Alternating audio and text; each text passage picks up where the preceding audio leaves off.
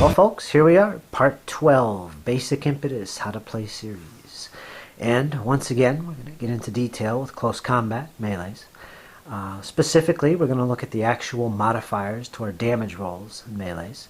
We're going to take a look at them. In addition, we're going to take a deep look at combat results, the things that can happen after a round of fighting a melee between two units. Things like retreats and pursuits, routs, and drawn combats. We're going to take a good look at those. And again, everything so far has been about unit versus unit, single unit on single unit. And later on, starting with episode 13, I believe, we're going to be taking a look at multi-unit melees. So stay tuned for that. Okay, folks, let's jump right in and see what happens. Now we're going to take a look at the actual modifiers that apply to your damage rolls in melee. And if you saw the earlier video on damage rolls and cohesion tests, you'll see that you basically take your VBU and you modify it by some modifiers to get a certain number of dice. And those dice are what you roll to make your damage roll, needing double 5s and 6s. It's the same way in melee. Some of the key differences here, however, is that once you have your VBU, your first modifier you apply is your impetus bonus. As long as it isn't nullified by the enemy's weapons they're carrying, like spears nullify cavalry's impetus bonus, or types of terrain, like difficult terrain, will nullify the impetus bonus of certain troops, you apply your impetus bonus. And once you have that, you then go to a list of generic tactical modifiers, like you see in front of you, for things like being disordered and terrain. And let's go into that. Let's go into the specific modifiers once we have the impetus bonus and VBU total. The first ones we have to look at is what's called depth bonus. Now, the depth bonuses only ever apply to units that are large units, such as pikes and impetuous foot. Now, if they are pikes, they do gain a +4 against mounted troops. Straightforward, easy to remember. If they're fighting against foot, they gain a +2, so not as effective against foot. Other impetuous large units, whether they're light infantry or heavy, whatever, as long as they're impetuous units in large unit, they gain a +2 against foot as well. And they don't get any bonus against cavalry. It only applies against other foot, so we need to keep that in mind. So those are our depth bonus modifiers. Now the next modifiers we got to look at are disordered. If the unit's disordered, it suffers a -1, as we can see right here on our sheet, -1. +1 for defending a hill. If you're higher up than your opponent, you will gain a +1. So there's an advantage to high ground here. And finally, we have a -2 for mounted troops or pike units, any size of pike units, in difficult ground.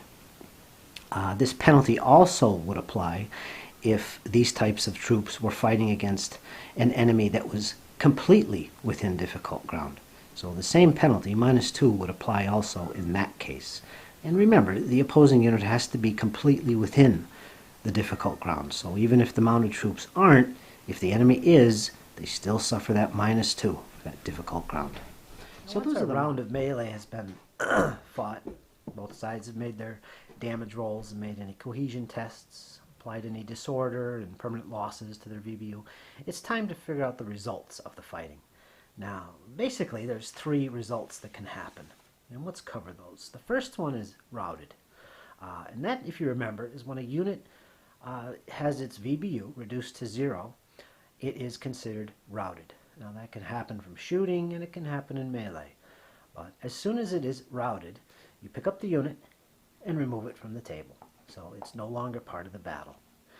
Now, immediately as soon as it is taken off the table, the opposing unit in the melee that was just fighting it now must make a pursue move. Now, pursuit is mandatory for heavy cav and impetuous foot.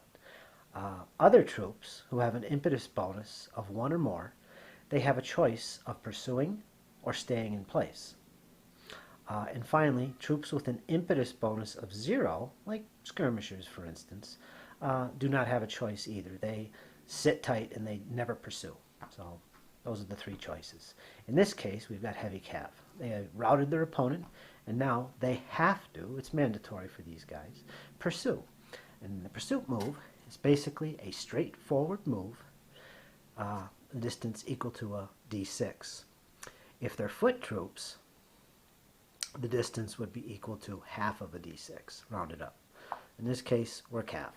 So they make the roll, 1. So they will pursue 1 centimeter straight ahead. And that's what happens after a rout. Now, a second possible result of a combat round is what's called a retreat. Now, the first thing we have to do here is we have to determine which side lost the melee. And that's the side that took the most permanent losses to its VBU in the combat that was just fought.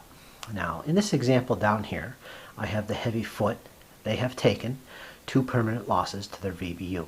In the case of the cavalry, the heavy cav, they haven't taken any permanent losses. So this heavy foot unit is termed the loser of the melee. Now, the result of this is that the losing unit is forced to make a retreat move. Now, the distance of that is based on a d6.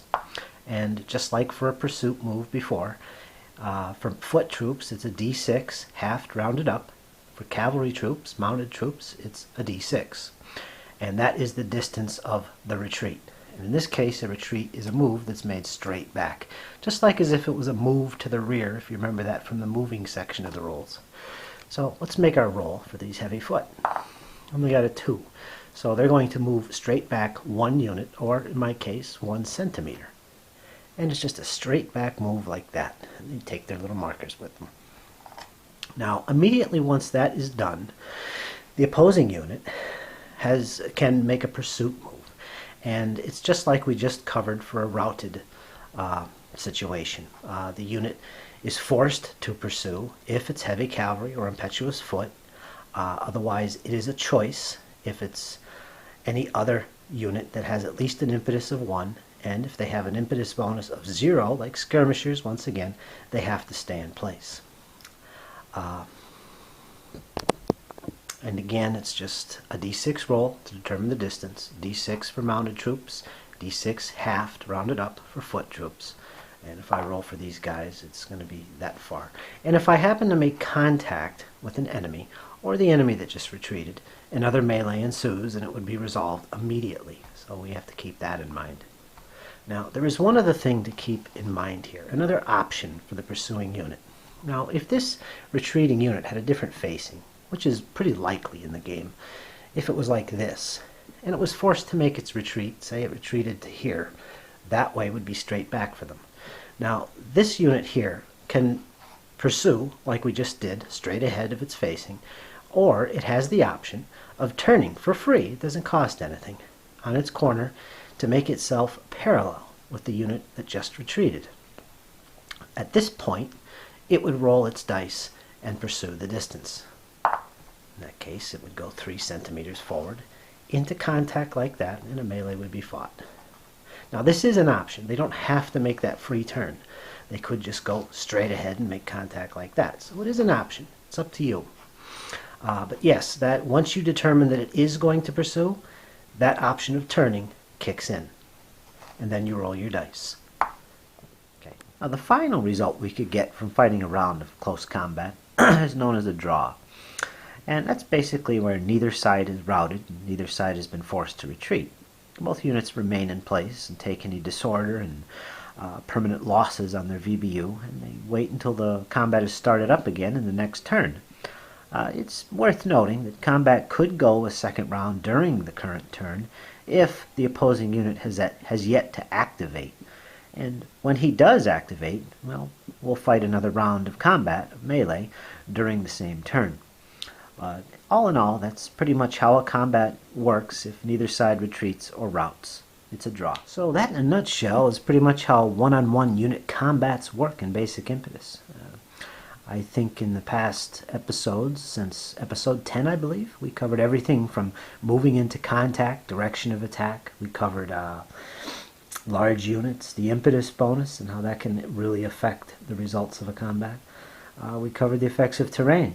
And the results of fighting a round of close combat, such as pursuits and retreats, routs, and drawn combats. Pretty much everything we need to know to get a sound basic understanding of Basic Impetus. Next up, in part 13 and onwards, we are going to be discussing multi-unit melees, Like for instance, we have up here this little mess of units going on here, like these three here, are all involved in one melee. How does that work? And what happens if this cavalry unit decides he's going to charge into the melee, like that? So we're going to go into detail about that and how to resolve it. One more thing I'd like to mention is that keep an eye open for examples of melee combat. I am going to be posting them starting with this episode. And they'll be labeled as Part 12, Example 1, Part 12, Example 2. And in the description, I'll describe what this example is about, like what troops are involved, the particular situation. So you can watch the examples that you feel you want to watch. So I am going to be posting some of them, so they will show you on the tabletop how we resolve these close combats in their entirety. So yeah, it pretty much sums up close combat, at least one-on-one units. Okay folks, thanks for watching, and again, if you have any questions or comments, leave them to me. Anything about Impetus or Basic Impetus, leave me your feedback. It really helps. I'm glad, well, I hope you enjoyed, and stay tuned for episode 13 coming up next.